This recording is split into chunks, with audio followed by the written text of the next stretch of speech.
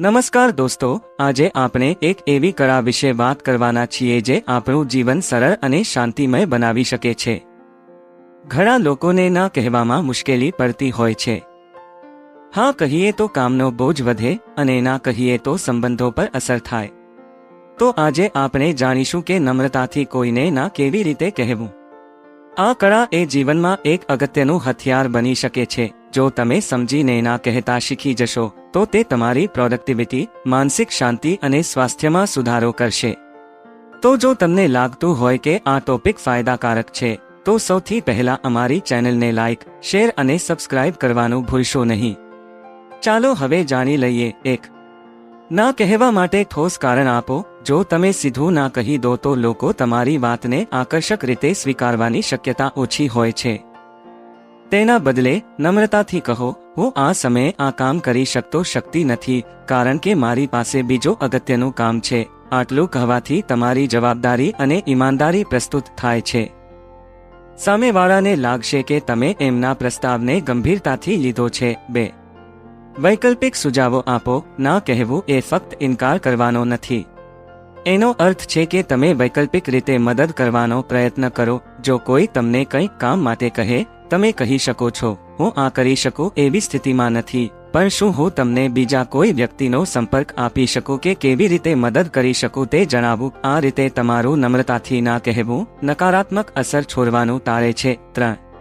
તમારી મર્યાદાઓ સમજો। ઘણી વખત આપણે બીજાને ખુશ કરવા માટે હા કહી દેતા હોઈએ છીએ, પણ જો તમે તમારી મર્યાદાઓ સમજશો અને તે માટે મક્કમ રહેતા શીખશો તો ના કહેવું સરળ બનશે। માત્ર એ કહો, મારા માટે આ શક્ય નથી અથવા હું આ માટે તૈયાર નથી। ચોખ્ખું અને સ્પષ્ટ કહેવાથી તમારું વલણ નમ્ર અને સાહજિક દેખાશે। 4.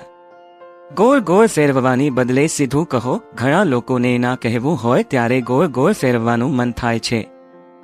હું વિચારીને કરી આપો, થોડી વાર પછી કરું કે હવે તો ચાન્સ લઉં છું ને કરું છું જેવા શબ્દો ઉપયોગમાં લે છે તેની જગ્યાએ સીધું હું આ કરી શકતી નથી કહો।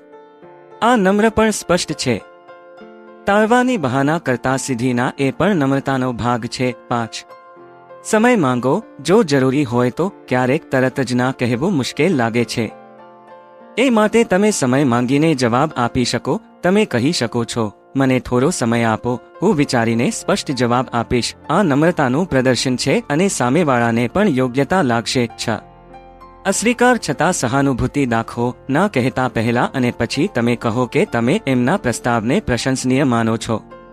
મને આ કાર્ય માટે મહત્વ આપવા બદલ આભાર, પણ હું આ વખતે મદદ કરી શકીશ નહીં। આ રીતે તમે તમારી મર્યાદા રાખીને પણ સામેવાળાને ખોટું લાગવાની શક્યતા ઘટાડી શકો। 7.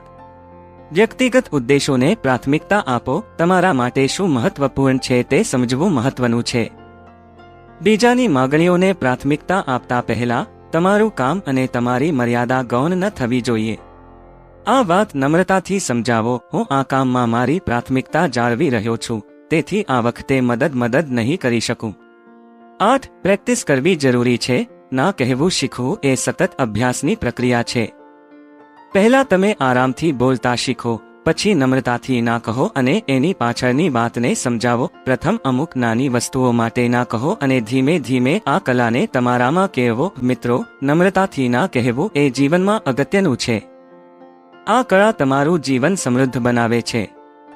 આને સતત પ્રેક્ટિસ કરો અને તમારી શાંતિ અને સંબંધો બંને જાળવી રાખો। જો તમને આ વિડીયો ગમ્યો હોય તો અમારી ચેનલને લાઇક, શેર અને સબસ્ક્રાઇબ કરવાનું ભૂલશો નહીં। નવીન અને ઉપયોગી ટોપિક્સ માટે ફરીથી મળશું। આ વિડીયો માટે આટલું જ। તમારો સમય આપવા માટે આભાર। જલ્દી મળીએ નવી જાણકારી સાથે।